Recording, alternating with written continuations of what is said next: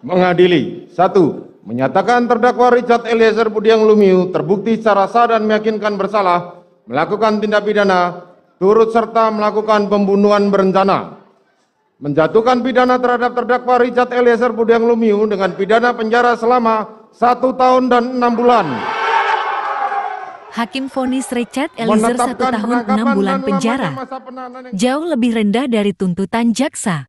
Hakim menjatuhkan vonis terdakwa Richard Eliezer Budiang Lumiu dengan hukuman 1 tahun 6 bulan penjara atas kasus tewasnya Nofriansyah Yosua Huta Barat atau Brigadir J. Mengadili.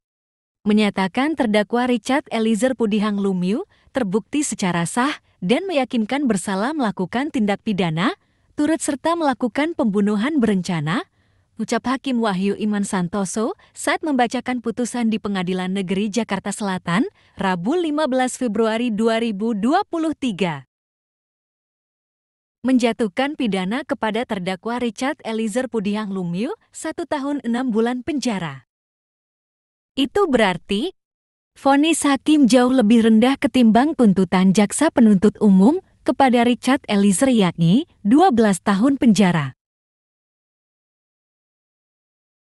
Sebelumnya dalam argumentasi di surat tuntutan, penuntut umum menyimpulkan Richard Eliezer terbukti secara sah dan meyakinkan memenuhi rumusan-rumusan perbuatan pidana pembunuhan berencana sebagaimana yang didakwakan dalam dakwaan pasal 340 KUHP junto pasal 55 ayat 1 ke 1 KUHP.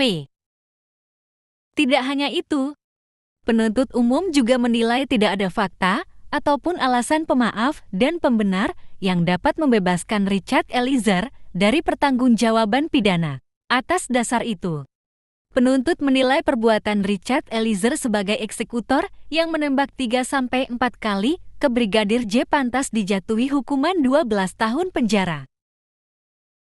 Richard Eliezer merupakan saksi pelaku atau justice kolaborator Lembaga Perlindungan Saksi dan Korban LPSK setelah bersedia mengungkap pembunuhan berencana yang diperintahkan atasannya, Ferdi Sambo, mantan Kepala Divisi Propam Polri, untuk membunuh Yosua pada 8 Juli tahun 2022 di rumah dinasnya.